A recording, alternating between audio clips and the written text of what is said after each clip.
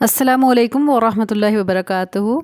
حضرت ابو ہریرہ رضی اللہ تعالیٰ عنہ سے روایت ہے کہ رسول اللہ صلی اللہ علیہ وسلم ان کے پاس سے گزرے اور وہ درخت لگا رہے تھے، تو آپ صلی اللہ علیہ وسلم نے پوچھا، اے ابو ہریرہ تم کیا چیز لگا رہے ہو؟ میں نے عرض کیا، درخت لگا رہا ہوں۔ آپ صلی اللہ علیہ وسلم نے ارشاد فرمایا، کیا میں تمہاری ایسے پودے کی طرف رہنمائی نہ کروں جو تمہارے لیے اس سے بہتر ہو؟ میں نے کہا، کیوں نہیں یا اللہ کے رسول صلی اللہ علیہ وسلم؟ رسول اللہ صلی اللہ علیہ وسلم نے فرمایا، کہو سبحان اللہ والحمد للہ ولا الہ الا اللہ واللہ اکبر۔ اس کا ترجمہ ہے، اللہ تعالیٰ پاک ہے، تمام تعریفیں اللہ کے لیے ہیں اور اللہ کے سوا کوئی معبود نہیں، اور اللہ تعالیٰ بہت بڑا ہے۔ ان اذکار میں سے ہر ایک کے بدلے تمہارے لیے جنت میں ایک درخت لگا دیا جائے گا۔ تو کتنی عظیم بات ہے یہ۔ اسی طرح ایک جگہ فرماتے ہیں کہ حضرت جابر رضی اللہ تعالیٰ عنہ سے روایت ہے کہ رسول اللہ صلی اللہ علیہ وسلم نے فرمایا، جس نے سبحان اللہ العظیم و بحمدہ، پھر سے میں اسے رپیٹ کرتی ہوں، سبحان اللہ العظیم و بحمدہ، پاک ہے عظمت والا اللہ اپنی تعریف کے ساتھ، اس کے لیے جنت میں کھجور کا ایک درخت لگا دیا جاتا ہے۔ سبحان اللہ۔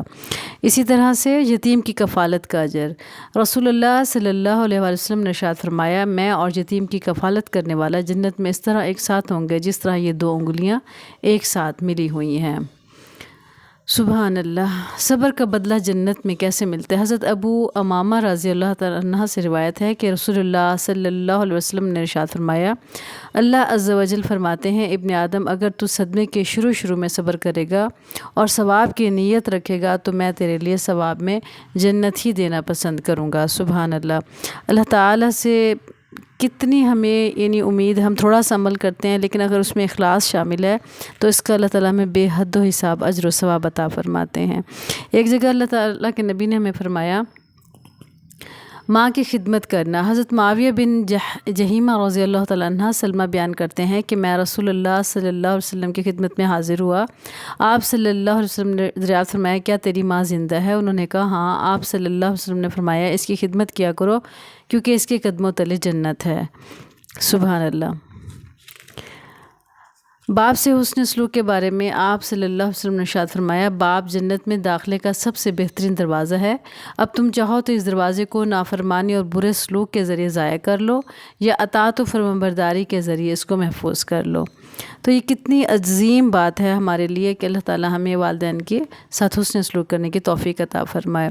حضرت کعب بن عجرہ رضی اللہ تعالیٰ عنہ بیان کرتے ہیں کہ رسول اللہ صلی اللہ علیہ وسلم کے پاس سے ایک شخص گزرا تو صحابہ کرام رضی اللہ تعالیٰ عنہ نے اس کا جسا اور پھرتی دیکھی، یعنی وہ بھاگ دوڑ بہت کر رہے تھے، تو ان کو اچھی لگی تو کہنے لگے، اللہ کے رسول صلی اللہ علیہ وسلم اگر یہ شخص اللہ کے راستے میں جہاد میں ہوتا تو رسول اللہ صلی اللہ علیہ وسلم نے فرمانے لگے، اگر یہ اپنے چھوٹے چھوٹے بچوں کے رزق کے لیے کوشش کر رہا ہے تو یہ اللہ کے راستے میں ہے، اور اگر یہ اپنے بوڑھے والدین کے لیے کوشش کر رہا ہے تو یہ شخص اللہ کے راستے میں ہے، اور اگر یہ ساری کوشش ریاکاری اور فخر کے لیے ہے تو پھر شیطان کے راستے میں ہے۔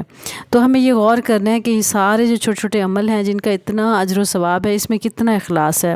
تو ہمیں اپنے اخلاص کے ساتھ اپنے والدین کی خدمت کرنی چاہیے، اپنے بچوں کے لیے رزق تلاش کرنا چاہیے، اور ساتھ ساتھ وہ تسبیحات بھی ہمیں پڑھتے رہنے چاہیے جو ہمارے نبی صلی اللہ علیہ وسلم نے ارشاد فرمائی ہیں، تو اس سے بھی ہمیں بہت زیادہ اجر و ثواب ملے گا اور جنت ہمیں ملے گی۔ تو یہ اس دنیا میں کیونکہ ہم آئے ہی اسی لیے ہیں تاکہ ہم اپنی جنت کو حاصل کر سکیں، تو اللہ تعالیٰ ہمیں اپنے اس مقصد میں کامیاب کرے، شیطان مردود سے ہمیں محفوظ رکھے اور علم کے ساتھ عمل کرنے کی ہمیں توفیق اور سعادت نصیب فرمائے۔ اللہ تعالیٰ ہمیں پکا سچا مسلمان بنا، آمین یا رب العالمین۔ السلام علیکم ورحمۃ اللہ وبرکاتہ۔